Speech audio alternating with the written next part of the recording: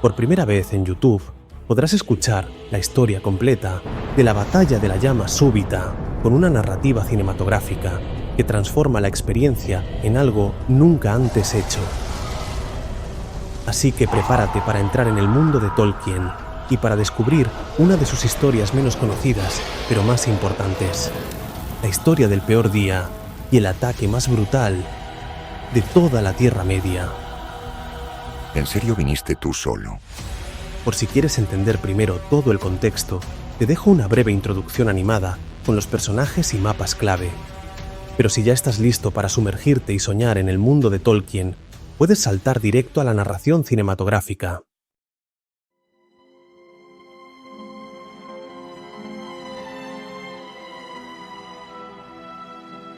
Estamos en el año 455 de la Primera Edad. La Tierra Media vive un periodo de relativa calma, una larga paz que, sin embargo, no se debe a la ausencia de enemigos. Morgoth, el dios corrupto, el Vala oscuro y amo de Sauron, sigue con vida. Tras haber sido derrotado en su última gran batalla y sin un ejército lo bastante fuerte como para atacar de nuevo, se vio obligado a encerrarse en el interior de su enorme fortaleza, Angband. Fortaleza lo suficientemente poderosa como para que, aún sin ejército, nadie se atreviera a atacarla. Ante esta situación, Fingolfin, el alto rey del linaje élfico más poderoso, organizó en el año 20 de la Primera Edad una gran fiesta para tratar de formar la primera gran alianza de los pueblos libres. Su propósito era claro: cercar a Morgoth y mantenerlo contenido dentro de Angband, rodeando todos sus flancos.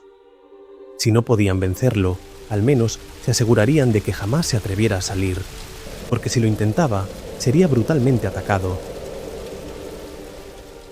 Durante todos esos años, reinos, fortalezas y asentamientos élficos fueron levantados alrededor de Angband, incluyendo 2 reinos secretos que servirían como última defensa: Gondolin y Nargothrond, así como la primera Minas Tirith, el bastión que vigila uno de los 2 pasos clave entre las montañas.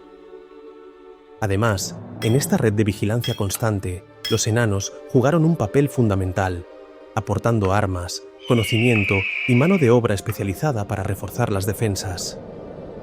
Así, los elfos vigilan día y noche la llanura de Ardgalen, que se extiende frente a Angband, y Zangorodrim, el volcán que Morgoth alzó como entrada principal a su dominio.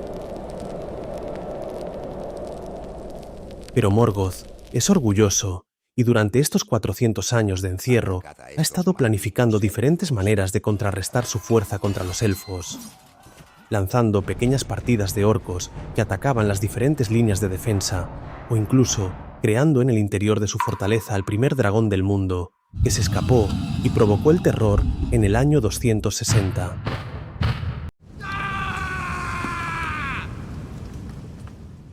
Pero es en el año 455 cuando empieza nuestra historia, varios siglos después de esos eventos. Cuando llega el día en el que Morgoth se cansa de estar acorralado, hace estallar su propio volcán y lanza el mayor ataque coordinado de la historia de la Tierra Media. Con orcos, wargos, balrogs y el primer dragón a su tamaño completo, avanzando todos juntos. El día que lo cambió todo, el día que dio inicio la gran guerra de la Primera Edad.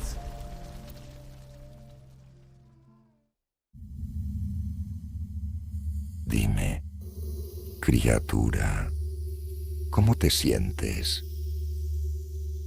Impaciente. Padre. ¿Solo impaciente? No.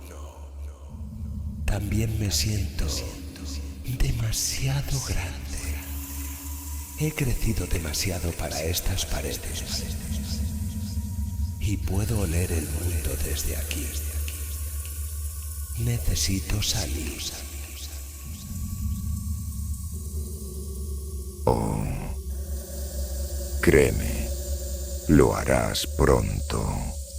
Y tú los devorarás a todos.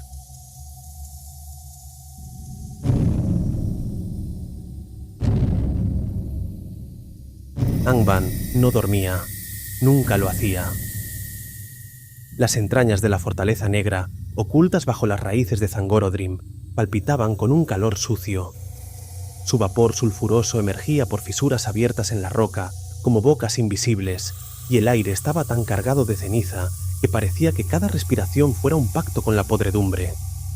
No había día ni noche en aquellos túneles, solo fuego, sombra y el sonido lejano del metal golpeado, eterno, como un corazón que se niega a morir. Allí, en lo más profundo, donde incluso los orcos no osaban bajar sin ser llamados, estaba él, el Señor Oscuro, Morgoth. Y aunque su nombre infundía miedo incluso entre los suyos, ahora su rostro era una máscara tensa de agotamiento antiguo. Poderoso, sí, más que cualquier criatura que caminara todavía, pero también cansado. Morgoth llevaba casi 4 siglos sin abandonar Angband, encerrado en su propio bastión, vigilado constantemente por los elfos, acorralado por enemigos que tampoco dormían. Por el este, los ejércitos de Maedhros y sus hermanos mantenían sus pasos contenidos. Por el oeste, Fingolfin y su casa vigilaban cada salida. Y al sur, la llanura de Ardgalen, seca y silenciosa, separándolo de Dorthonion, donde los hijos de Finarfin resistían y aguardaban en primera línea. Y él lo sabía, aunque no soportara admitirlo. No tenía la fuerza suficiente para derrotarlos a todos, ni aún con los Balrogs que todavía controlaba. Pero con cada año que pasaba, su humillación crecía, y con ella, su furia, su ansia de venganza. Por eso, durante los 4 siglos de encierro, Morgoth nunca dejó de preparar su venganza. En la oscuridad, creó más orcos, miles, torció sus formas, afinó su instinto, los entrenó mejor para la caza y la batalla, les dio nuevas bestias como montura, les fundió el odio en las entrañas, los lanzó una y otra vez al fuego de la guerra. Pero los orcos seguían siendo imperfectos, demasiado ruidosos, demasiado predecibles, demasiado torpes. Habían servido en el pasado, sí, pero nunca bastarían para quebrar a los Noldor. Y en mitad de esa certeza nacieron los hombres como respuesta. Una raza nueva, desconocida, más frágil, más breve y más fácil de tentar. Al principio de su encierro, cuando la vigilancia élfica aún no se extendía completamente, Morgoth salió en secreto y los buscó, uno por uno. Intentó corromperlos con mentiras, con miedo, con falsas promesas, y muchos cayeron, pero muchos más se le escaparon. Algunos incluso se volvieron contra él, y entonces supo que seguía sin ser suficiente, y por eso le quedaba solo una última opción: crear algo distinto. Algo que no necesitara ser seducido, ni engañado, ni esclavizado. Algo que no solo matara, sino que transformara la guerra.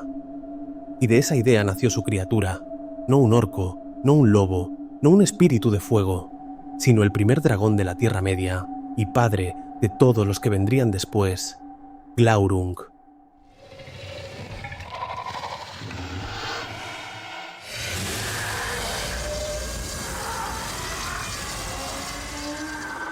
Un ser consciente, malicioso, inteligente, un monstruo con propósito, nacido del fuego. Hacían ahora 200 años desde que el dragón escapó por primera vez. Demasiado joven, se había cansado de las cavernas y del silencio, y salió al mundo antes de estar listo, desobedeciendo a su amo. Y aunque causó miedo, no fue la destrucción esperada. No doblegó a los Noldor, no cambió el curso de la guerra. Fue herido por una marea de flechas, y regresó, herido y avergonzado. Morgoth lo había permitido volver, no por perdón, sino porque aún lo necesitaba. Sabía que Glaurung no había mostrado su verdadero potencial, y desde entonces había permanecido oculto de nuevo, en lo más profundo de Angband, creciendo, desarrollándose, fortaleciéndose bajo órdenes directas. Y bajo sus pies, las forjas seguían encendidas. Los herreros orcos no cesaban su martilleo, los Balrogs aguardaban en silencio, y Glaurung ya no era el dragón mediano de antaño. De esta manera, todos esperaban lo mismo, una señal, una sola orden, porque Morgoth no volvería a pelear en oleadas. No, no esta vez. Cuando decidiera que era el momento, lo haría para desatarlo todo. Orcos, balrogs y dragón, juntos, en un único ataque, repentino y súbito, y entonces el norte entero ardería. Pronto, muy pronto.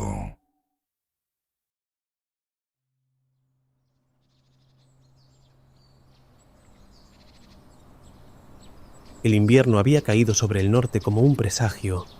No era uno más entre tantos, sino que se trataba del más crudo que los elfos recordaban. El hielo cubría los ríos como armaduras, los vientos cortaban como filos y las nieblas no se disipaban ni a mediodía. Desde las almenas de Barad Eithel, Fingolfin contemplaba el horizonte. Los 3 picos de Zangorodrim se alzaban nítidos como lanzas negras sobre la línea del horizonte, y por primera vez en semanas, las brumas no cubrían al volcán. La visión era clara, demasiado clara, y el alto rey de los Noldor no apartaba la vista de aquella silueta. Llevaba años mirando en esa dirección, pero en este invierno distinto había una idea que no lo dejaba descansar, una idea que le asaltaba por las noches y le acompañaba en los silencios. ¿Y si no esperamos más? ¿Y si en lugar de permanecer quietos llamamos a su puerta? Una ofensiva, un ataque proactivo, dejar de contenerlo, atacarlo, terminar con todo el asedio. Una locura, tal vez. Pero por esa locura fue por la que convocó aquella reunión. Barad Eithel, la fortaleza blanca levantada sobre el nacimiento del río Sirion, se llenó aquel día como pocas veces antes por todos los que aún velaban el norte. O al menos por casi todos, pues no acudieron todos los que fueron invitados. Desde Himring llegaron Maedhros y Maglor, cabalgando al frente de una comitiva austera pero orgullosa. Desde Nargothrond, Finrod Felagund, con su porte noble y su juicio templado. Desde Dorthonion, los hermanos Angrod y Aegnor, rostros serios, endurecidos por años en la línea de fuego. Y desde el secreto del oeste apareció Turgon, de Gondolin, oculto bajo una capa densa de nieve que le cubría la mitad del cuerpo, como si el invierno mismo lo hubiese traído sin aviso. Los salones altos de la torre se encendieron con luz de antorchas y las capas pesadas dejaron entrever los colores de cada casa. Fingolfin aguardaba de pie, al centro, sin trono, pues no era una audiencia, era una reunión de guerra. Pero aquel día no fueron todo elfos, pues también estaban presentes 2 hombres. Bregolas, señor de la casa de Beor, había llegado acompañando a Aegnor, un hombre joven, con mirada decidida y manos callosas. Y a su lado, Ador, fiel aliado de Fingolfin, casi como un reflejo suyo aunque menor en estatura. Aquellos habrían sido todos los asistentes aquel día si la puerta no se hubiera abierto por última vez, cuando ya nadie lo esperaba. Un silencio cayó sobre la sala. Los ojos se volvieron hacia la entrada y algunos rostros mostraron sorpresa. Su barba era gris y su porte no era el de un guerrero. Círdan, señor de los puertos, el más antiguo de los elfos vivos en la Tierra Media, y el único de los presentes que jamás visitó Valinor ni vivió junto a los Valar. Desde su llegada, los Noldor habían tenido poco contacto con él. Círdan reconocía a otro como rey en Beleriand y no a Fingolfin.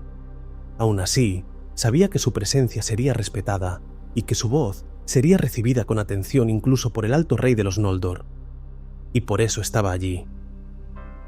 Fingolfin asintió en señal de gratitud y sin perder más tiempo, levantó la voz y abrió la reunión.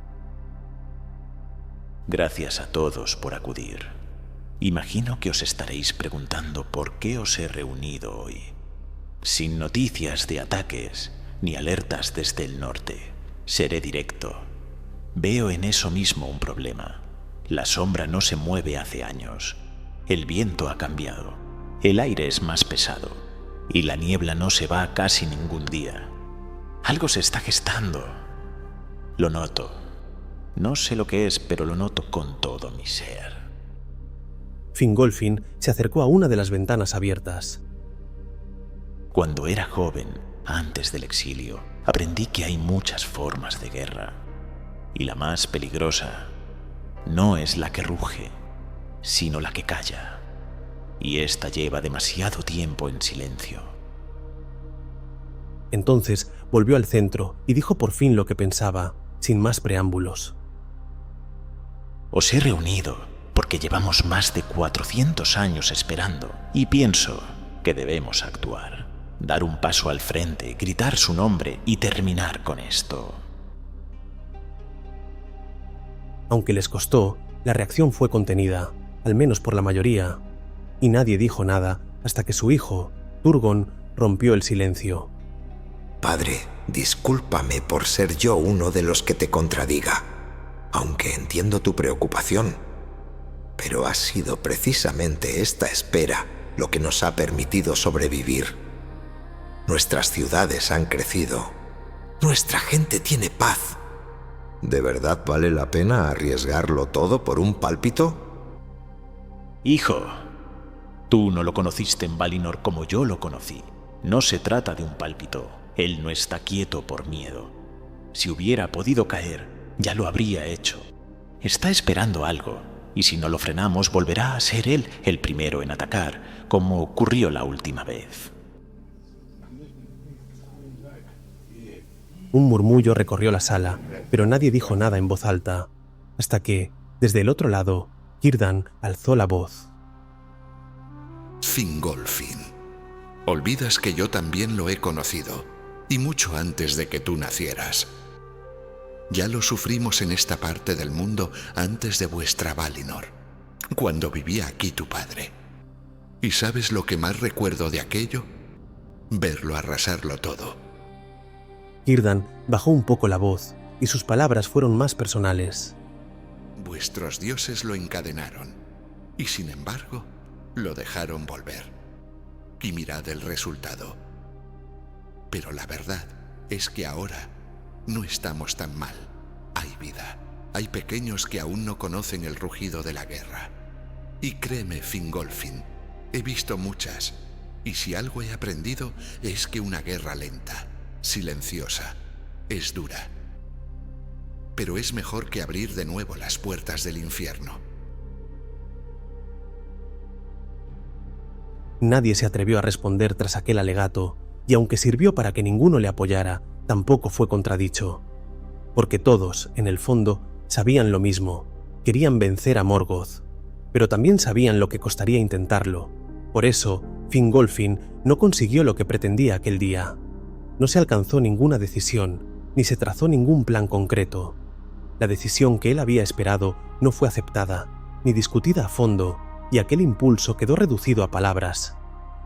Y aunque compartieron un bien-humorado día todos juntos, uno de los pocos en que tantos grandes señores coincidían bajo un mismo techo, al final, cada uno regresó a su fortaleza, a su bosque o a su ciudad oculta. Y el mundo siguió como estaba, en silencio, inmóvil, esperando a que la tormenta decidiera cuándo caer. El viaje de regreso a Dorthonion fue duro, más de lo habitual. La nieve no dejaba de caer, los caballos resbalaban en senderos endurecidos por el hielo, y el viento les cerraba los ojos. Aegnor cabalgaba en silencio junto a su hermano Angrod, y junto al hombre, Bregolas. El consejo en Vara Deithel seguía pesando en sus pensamientos.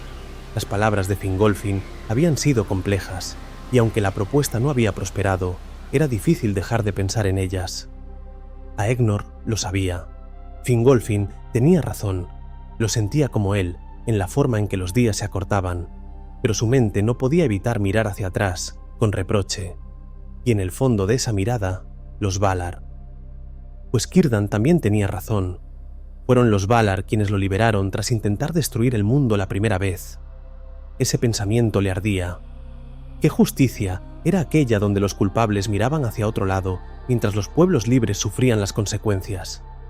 La guerra le parecía cada vez más una condena impuesta desde muy lejos, una carga que los dioses se negaban a levantar, como si esperar desde sus altos tronos en el oeste fuera suficiente. Aegnor reprimió todos aquellos intrusivos pensamientos mientras alzaban la vista y divisaban, al fin, los contornos familiares de Dorthonion. Sus torres fortificadas ya asomaban entre los bosques helados, y entre los riscos del norte, En un alto valle más expuesto al borde de la llanura, se encontraba el hogar principal de la casa de Beor. Antes de separarse, Aegnor tiró de las riendas y se volvió hacia Angroth. Ve tú primero. Yo me desviaré con Brégolas. Quiero pasar por su casa. Angroth asintió en señal de entendimiento.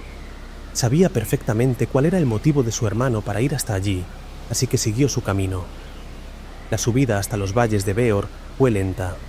Las casas estaban construidas con piedra oscura, techos de madera recia, profundamente enclavadas en el terreno para resistir el viento. No eran muchos los que vivían en aquel lugar. Uno por uno, los fundadores de aquella casa se habían ido marchando, no por guerra, sino por edad. Ahora, Brégolas era el señor de los suyos, tras la muerte de su padre y de todos los mayores de su estirpe. Al llegar, los hombres desmontaron y entraron en la casa. Dentro, el calor del hogar les daba la bienvenida. Una chimenea de piedra crepitaba en la sala y el olor a resina endulzaba el aire. Aegnor se dirigió a Barair, el hermano menor de Brégolas, que estaba en pie esperándoles. ¿Cómo la has visto hoy, Barair? No demasiado bien, amigo. Este invierno le está costando más que los anteriores. Aegnor dirigió la mirada a ambos y habló con suavidad. ¿Os importa si...? Brégolas le puso una mano en el hombro, y tanto él como su hermano se retiraron hacia otra sala, dejándolo solo. Aegnor se quedó quieto unos instantes, y luego caminó despacio hacia la habitación del fondo. La puerta no estaba cerrada, la empujó con cuidado, sin hacer ruido. La estancia era sencilla, una lámpara de aceite encendida sobre una mesa baja y un lecho.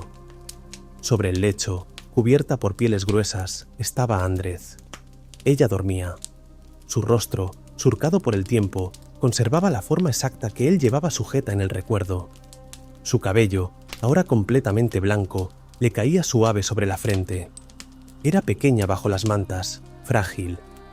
Andreth tenía por entonces 94 años y, sin embargo, a los ojos de Aegnor seguía siendo la misma de siempre.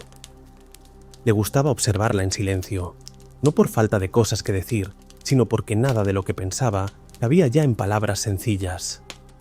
Había pasado tanto tiempo temiendo este momento que ahora, frente a ella, todo parecía peor de lo esperado. ¿Cuántas veces había imaginado entrar por esa puerta y verla acercándose al final del camino? Había vivido a la sombra de una promesa que nadie le exigió, la de no flaquear, la de mantenerse firme en la defensa contra Morgoth. Tanto su hermano como él eran los señores de aquella tierra, y él mismo se había prohibido toda distracción. Por eso, amar era un lujo que jamás se permitió, y eso se dijo a sí mismo, y al mundo, y a ella. Pero nunca fue solo eso. El motivo real por el que nunca se atrevió a rendirse a su amor había sido el miedo profundo, real, ese que no se menciona en voz alta, de vivir para verla marchar, de contemplar un mundo donde ya no estuviera su risa ni su voz, porque la mortalidad de su raza se la hubiera llevado. Y sin embargo, no haber estado con ella no había impedido que sufriera igualmente, viendo cómo ese momento estaba cada vez más cerca. En mitad de esta ráfaga de pensamientos, Andreth sintió su presencia y abrió lentamente los ojos, y sonrió, llevándose una mano al pelo, tratando de acomodarlo, como hacía cada vez que se encontraban. Uy, podías haberme avisado. ¿Qué tal el viaje? Bueno, no tengo muy claro todavía cómo ha ido el viaje, pero ahora eso da igual. Lo importante es... ¿cómo estás tú? Pero su respuesta fue tan dulce que a oídos de Aegnor no llegó la voz de una anciana, sino la de la joven que había amado desde siempre. Pues tú, ¿cómo crees que estoy? Tonto, estando tú aquí conmigo.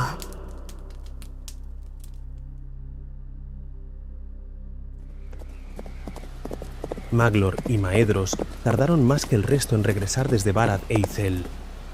El invierno también les había retrasado, pero las tierras del este no eran amables con los viajeros. Al fin, tras días de avance lento, Himring apareció ante ellos. Allí, en lo alto de una colina solitaria, la fortaleza de Maedhros se alzaba sobria y sin adornos. Una ciudadela construida para resistir, no para impresionar. Y con él vivían la mayor parte de los Noldor que aún seguían el estandarte de Fëanor, hombres leales a la casa de su padre y endurecidos por la vigilancia constante frente a Angband. Una vez dentro, descansaron brevemente, pero el tiempo era escaso y el viaje no había terminado del todo para Maglor, y Maedhros decidió que le acompañaría hasta el final. A la mañana siguiente, los dos hermanos cabalgaron juntos de nuevo hasta donde el sendero se dividía. Desde la altura se distinguían ya las primeras pendientes que anunciaban el paso de Maglor. Aquel lugar se trataba de una depresión ancha, abierta entre colinas, un corredor natural que conectaba el norte de Beleriand con las regiones centrales. Y si Morgoth decidía enviar un ejército hacia el sur, esa sería una de sus puertas. Por eso, era uno de los puntos más delicados del asedio. Maglor no lo había fortificado como Himring. En su lugar, había dispuesto una red de torres, puestos de guardia y campamentos permanentes. Era una trampa extendida, más que una muralla. Vivían allí algunos Noldor fieles a su linaje, aunque un menor número que con su hermano. Los dos detuvieron sus monturas para intercambiar unas últimas palabras. No me gusta cómo se siente todo esto. ¿Te refieres al invierno o a Fingolfin? A los dos. Pero más a Fingolfin. La verdad es que su propuesta no me parece tan descabellada. Si he de ser sincero, tengo que admitir que yo también lo he pensado. Ambos desmontaron un momento. Desde allí podían ver parte del paso nevado y las columnas de humo que ascendían de los campamentos en la distancia. Maedhros ajustó las riendas de su caballo. Maglor siguió hablando.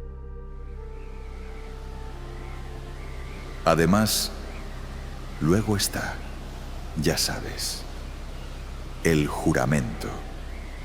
Tengo la sensación de que estamos traicionándolo si no aceptamos. Tengo que regresar antes de que caiga la noche.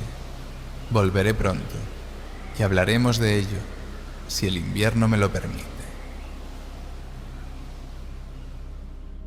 Se miraron y no se dijeron «cuídate», aunque ambos lo pensaron. Maedhros giró su caballo y partió de nuevo hacia Himring.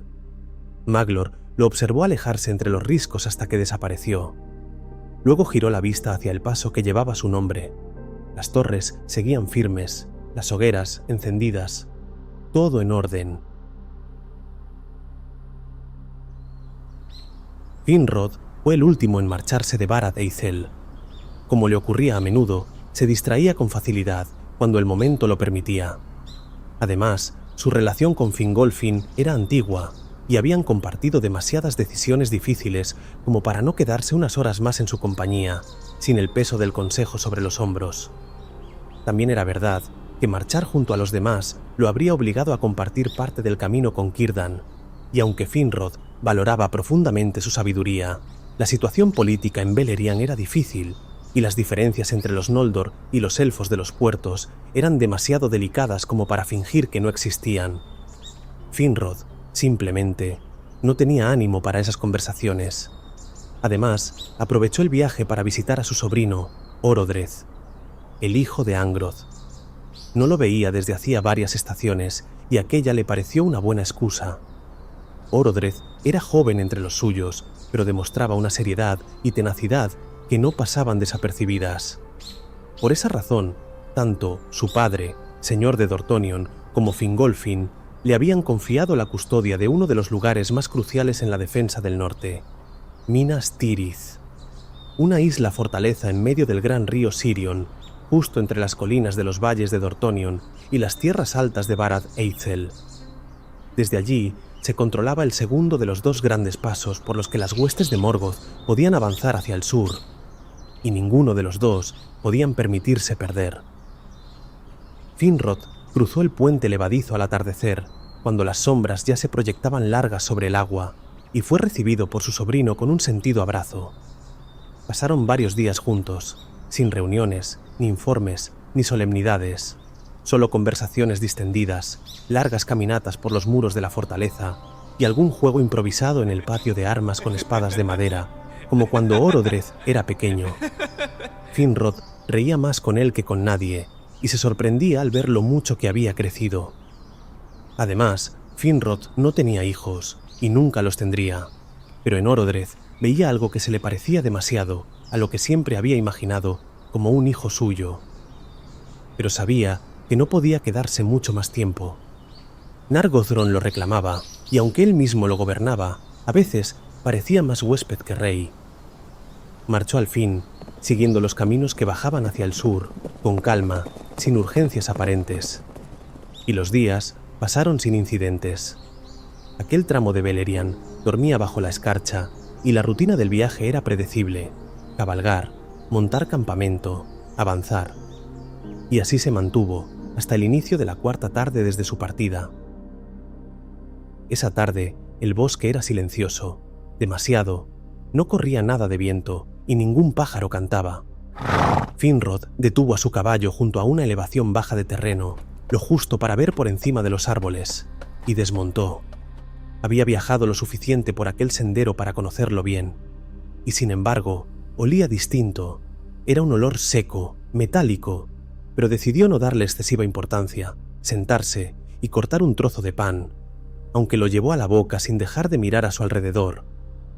Pero entonces lo sintió. Primero, una pulsación, apenas un latido bajo el suelo, no un temblor común, no una sacudida, algo más hondo. El caballo se agitó, relinchó, y Finrod levantó la mirada, pero no comenzó a sospechar lo que estaba ocurriendo hasta que el sonido llegó. Un estruendo grave, un rugido distante, lo suficientemente poderoso como para escucharlo a una distancia como la que Finrod se encontraba. Pero faltaba por llegar una última señal que le confirmaría lo que había sucedido. En el norte, justo donde Ardgalen extendía su vastedad vacía, una enorme humareda negra se alzaba, y detrás de esa columna, una luz roja, brillante como el hierro al rojo vivo, roja como la sangre que hierve. Se extendía en vertical, hacia lo alto, una herida recién abierta en el cielo, y seguía creciendo. Desde Himring, Maedhros notó una tensión extraña en la piedra, como si algo empujara desde dentro del mundo. La luz que entraba por las grietas era espesa, sucia. Desde Dorthonion, el calor llegó de golpe, seco, antes incluso que el sonido. Aegnor y Angrod alzaron el brazo contra la luz. Desde Barad Eithel, Fingolfin vio cómo el volcán de 3 picos, ennegrecido por siglos de silencio, había estallado, y ahora, todo lo que había tras él salía al mundo. ¡Avisa a Ador! ¡Rápido! ¡Que todos tomen posición! Finrod respiró hondo, pero el aire no le bastó. Estaba a medio camino entre su reino del sur y el problema del norte, y sabía que tenía que tomar una rápida decisión. Y mientras volvía a montar, con el rostro endurecido, no lo hacía como rey, lo hacía como soldado. Porque la larga espera de 4 siglos había terminado, y Morgoth estaba atacando.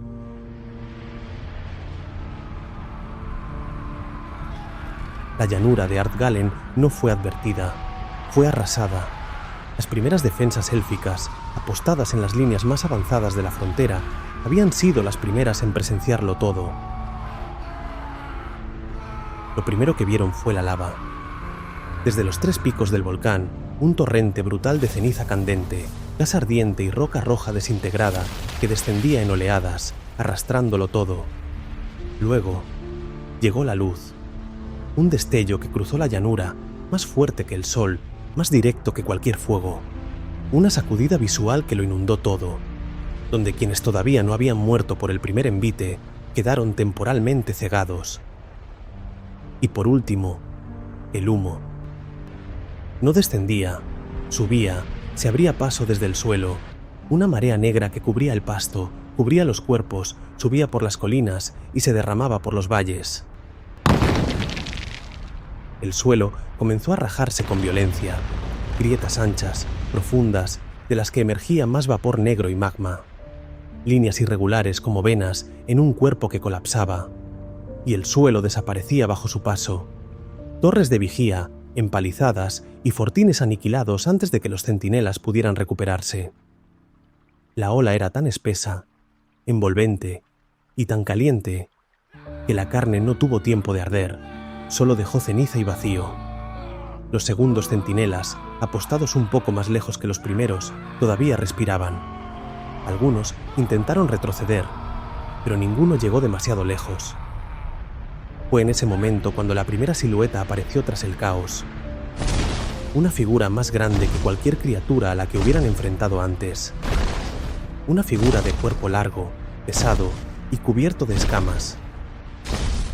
Una figura que, aunque casi todos los que habitaban allí conocían, parecía nueva, pues la recordaban mucho más pequeña. Glaurung había vuelto. Desde Dortonion se escucharon los gritos, breves, interrumpidos. Las defensas más adelantadas no resistieron más de unos minutos.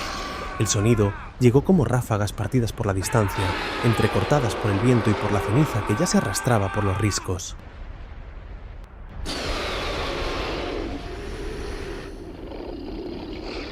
Angroth y Aegnor se movilizaron desde el principio. Lo tenían claro. Llevaban siglos preparándose para esto. Cada torre, cada orden, cada señal había sido ensayada una y otra vez, y todas las guarniciones se activaron con precisión. Pero nadie estaba preparado para el miedo, ni para aquella velocidad, porque justo detrás de Glaurung venía algo que no era mucho menos temible. Una figura más erguida, con el fuego en torno a su cuerpo, alta, firme y desproporcionada, de extremidades largas y espalda ancha.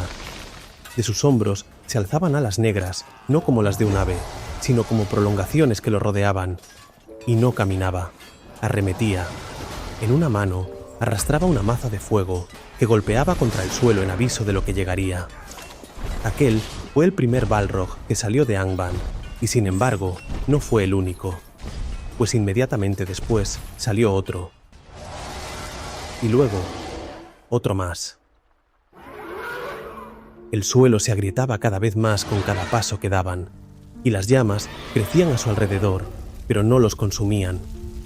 Aegnor contuvo el aliento cuando vio una cuarta figura de fuego aparecer, de llamas más oscuras y profundas. Aegnor no dijo su nombre, pero lo pensó. Gothmog, el señor de los Balrogs. Esperaba estar equivocado, aunque, al final, casi daba igual. El humo los alcanzó, el horizonte desapareció, y Dortonion, por fin, entendió lo que significaba estar en primera línea.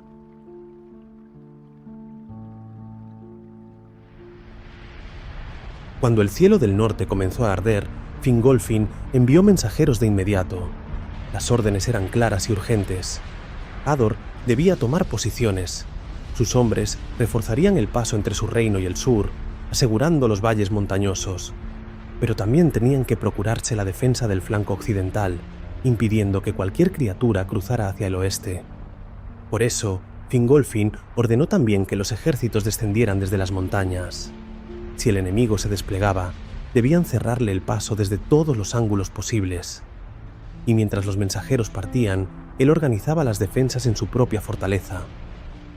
Baratheisel era una muralla de piedra firme, pero no indestructible. Revisó las provisiones, reforzó los muros y puso a sus mejores capitanes al frente de las puertas. Preparó su casa como si fuera la última línea, pero su preparación no le ayudó a encajar mejor lo que vio desde las almenas. Primero, Glaurung, con su silueta descomunal, como una mancha negra que arrastraba la lava consigo. Después, los Balrogs. 1, 2, 3, 4. El último más grande, más lento. Y detrás de ellos, el enjambre. Orcos, decenas, cientos, miles, en oleadas sin forma. Bajaban por la llanura como si la tierra se deshiciera en ellos, sin caminar en formación. Simplemente corrían. Llenaban el horizonte como una enfermedad viva. Y entre ellos, y bajo muchos de ellos, lobos, huargos, criaturas salvajes con los ojos encendidos que se adelantaban como si olieran el miedo antes que la sangre. Fingolfin lo observó todo sin pestañear y supo que no había vuelta atrás.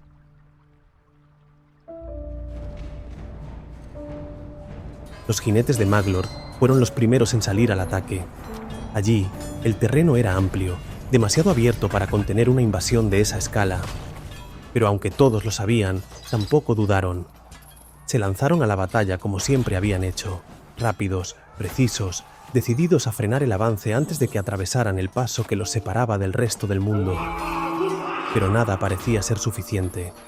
Las columnas de orcos no se detenían, y los wargos, cientos, les acompañaban, desorganizados pero letales, lanzándose en grupo sobre los caballos élficos, desgarrando vientres, tumbando jinetes. El grito de un elfo caído era acallado de inmediato por el rugido de los dientes. No había tregua ni espacio para reagruparse, y con cada minuto que pasaba, los elfos eran menos. Pero lo peor en aquel lugar llegó un poco más tarde. Las llamas habían descendido desde el norte como una prolongación del volcán. No eran altas ni ordenadas. Eran incendios caóticos, extendidos por la hierba seca, por la maleza, empujados por el viento y alimentados por la propia destrucción. Y la línea de jinetes fue atravesada por aquellas ráfagas ardientes. Los caballos se desbocaron y algunos se quemaron a pleno galope. Maglor combatió con ferocidad, su capa hecha jirones, la armadura ennegrecida por el humo, su espada apenas con brillo. Cada golpe que daba era por sus elfos, por su casa, por su juramento, aunque cada vez estaba más solo, y las torres comenzaron a caer, una tras otra, y las últimas señales de humo fueron enviadas a Himring, mientras el suelo se cubría de cuerpos. Cuando la retirada era ya la única opción que quedaba, Maglor se rindió al orgullo y dio la orden. ¡Todos los que aún respiren, conmigo! ¡A Himring! ¡Ya! No hubo reproches. Nadie cuestionó la decisión. Tampoco quedaban suficientes soldados como para hacerlo. Y así se abandonó uno de los dos grandes pasos. Y así Morgoth tomó la brecha del este. El paso de Maglor había caído. Dorthonion no estaba en mejor posición. Los bosques, antes espesos y protectores, ahora ardían de raíz a copa. El aire era irrespirable. Todo estaba cubierto por humo y brasas, y la luz no llegaba. El día y la noche se confundían bajo una misma capa de sombra encendida. Glaurung avanzaba vengativo con aquel lugar, en línea recta, abriendo un camino de fuego. Las llamas nacían de su aliento, pero era su peso lo que partía el suelo. Los orcos lo seguían como una corriente sin fondo. El ataque era completo, y no quedaba rincón en la región que no estuviera siendo asediado. Las fuerzas élficas, bajo las órdenes de Angrod y Aegnor, se mantenían donde podían. Brégolas, con los hombres de su casa, protegía los flancos y organizaba los escuadrones. Pero con cada minuto se hacía más difícil resistir. Desde las torres y las copas más altas, los arqueros descargaron otra vez oleadas de flechas sobre el dragón, como lo hicieron 2 siglos atrás. Pero esta vez no funcionó. Las flechas rebotaban, se partían o se consumían antes de tocarlo, y ninguna herida fue hecha a Glaurung. Aegnor daba órdenes, gritaba nombres, luchaba, pero también pensaba. Pensaba en los siglos dedicados a proteger esa tierra, en los años sacrificados, en las noches sin descanso, en todo lo que se negó, en todo lo que aplazó por deber, todo para, al final, verlo caer igualmente. Y pensó en Andreth. Fingolfin mantenía su línea junto a algunos miembros de su familia. Desde allí dirigían la defensa con precisión. Ador y los suyos, no por nada la segunda casa más leal entre los hombres, ocupaban la vanguardia y resistían. Luchaban hombro con hombro defendiendo cada roca del sendero, algo que, durante horas, funcionó. Las primeras oleadas orcas fueron contenidas con fuerza. Las torres aguantaban, los refugios resistían. Cada intento de penetrar las líneas era rechazado con flechas y acero, La disciplina, la experiencia y la voluntad parecían inclinar la balanza. Cruzaban las posiciones alentando a los suyos. Fingolfin no parpadeaba y se mantenían firmes. Pero el enemigo tampoco retrocedía. En una ruptura apenas perceptible, un grupo orco, numeroso y rabioso, logró colarse por un estrecho no reforzado. Lo vieron tarde, y Ador se adelantó para cerrarlo. Su hijo fue con él. No hubo tiempo para llamadas, ni tiempo para refuerzos. Solo un instante de lucha encarnizada, un círculo de escudos que no aguantó, y un breve pestañeo para verlos caer. Ador, herido por una lanza, cubriendo a su hijo, peleando hasta el final, con la espada todavía alzada.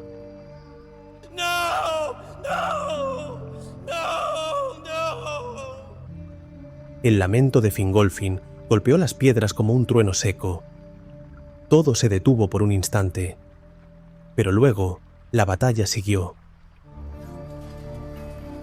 Aquel día, el mundo vivió lo que las crónicas recordarían con un nombre temido: la Dagor Bragolag, la batalla de la llama súbita, el día en que Morgoth dejó de resistir, el día en que decidió que su encierro había terminado, el día en que lanzó el ataque más brutal, coordinado y veloz de toda la historia del mundo, un vuelco en el curso de la guerra, como él quería. El equilibrio que durante más de 4 siglos había contenido al Señor Oscuro se rompió en un solo día, y con esa rotura comenzó el principio del fin. En una tierra devastada por el calor y la grieta, sin líneas claras, sin opciones, tan solo con voluntad. Y duró horas o días, nadie lo sabe con certeza, pero sí que se sabe que muchos elfos y hombres cayeron aquel día, y entre ellos muchos grandes príncipes y señores, porque Ador no fue el único, tan solo fue el primero. Dorthonion, siempre en la línea más expuesta, siempre la primera en recibir el golpe, siempre en peligro, culminó ese día su destino de forma inevitable, como si todo en ella hubiera sido una larga promesa de tragedia que ahora se cumplía, donde los 3 grandes señores de aquellas tierras lucharon hasta el final, cada uno por lo que llevaba dentro, por el deber, por la culpa, por la esperanza, por el pasado, por el amor, y durante un instante pareció que bastaría, que podría ser suficiente. Si solo hubiera sido Glaurung, quizás, pero no lo fue, porque aquel día los Balrogs también estaban allí, en Dorthonion, y no fueron capaces de resistirlo. Aldea por aldea, casa por casa, torre por torre, hasta el último árbol, hasta el último nombre, Dorthonion fue aniquilada. El primero en caer allí fue Bregolas, cubierto de ceniza, con el brazo abierto, con el rostro tenso. Peleó hasta que no quedó nada a su alrededor, y aunque no tenía escapatoria, no la buscaba. Solo deseaba una cosa, que al menos uno de los suyos sobreviviera. Uno solo, para que la casa de Beor no terminara con él, para que la promesa de su familia no se extinguiera con su muerte.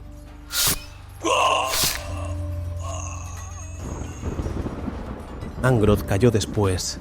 Había perdido a casi todos los suyos. No quedaban defensas, ni líneas, ni formaciones, solo combate cuerpo a cuerpo sobre suelo resquebrajado. Su espada ya no pesaba, era una extensión de sus manos, y aún así no bastó. El fuego le alcanzó, la oscuridad lo rodeó, y en los últimos instantes su mente se fue a otro lugar, a su esposa, a su hijo. Pensó en ellos como un náufrago piensa en la orilla. No supo si estaban a salvo, solo esperó que lo estuvieran. El último fue a Egnor. Su capa ya no existía, su piel ardía, y sin embargo seguía allí, gritando, cortando, empujando. Lo abatió un Balrog, pero no al primer golpe, ni al segundo.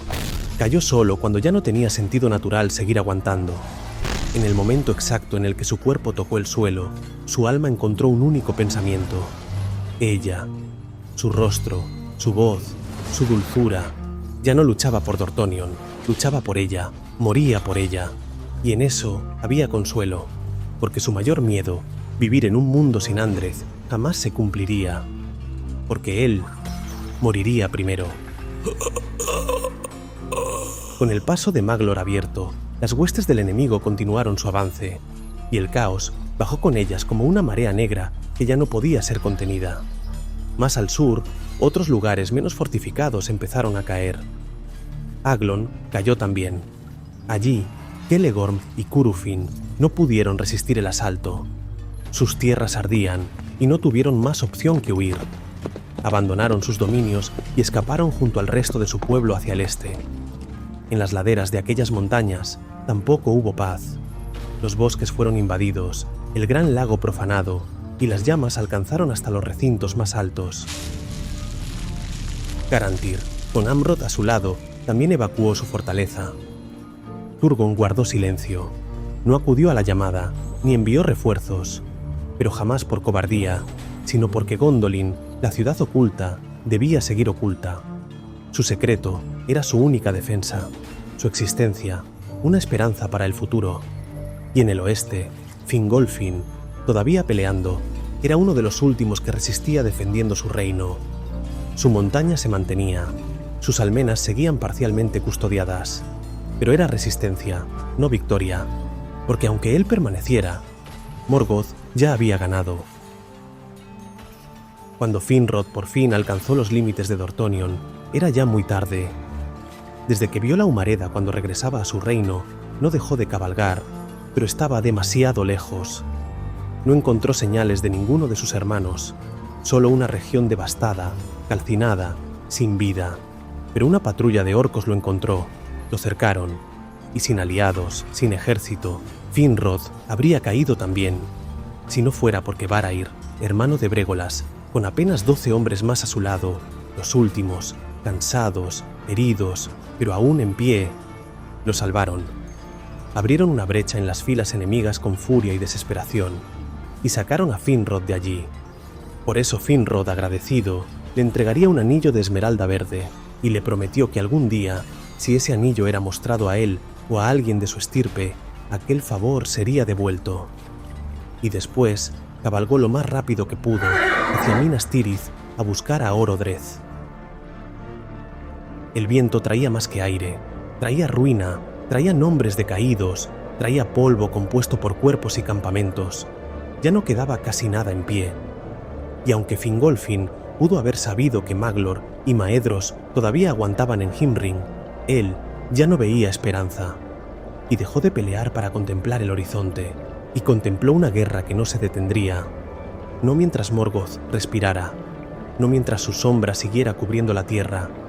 Todo lo que habían levantado, todo lo que habían defendido durante siglos, cada torre, cada alianza, cada pedazo de esperanza, se desmoronaba, lento y cruel. Y algo dentro de Fingolfin se quebró, y aquella idea que no le dejaba dormir, aunque ahora fuera demasiado tarde, no le dejaría descansar ninguna otra noche, y decidió que lo que no hizo entonces, lo haría ahora, aunque fuera tarde, aunque fuera solo, sin llamar a nadie, sin anunciar decisión, sin pedir consejo, ayuda o bendición. Y Fingolfin montó en su caballo y cabalgó, solo, por fin, hacia el norte, a donde sabía que estaba Morgoth, a donde sabía que todavía se escondía, y cabalgaría hasta las puertas de Angband, porque allí gritaría su nombre y le pediría lo que siempre le había debido. ¡Morgoth, cobarde! ¡Sal y lucha conmigo! ¡Tú y yo! ¡Solos!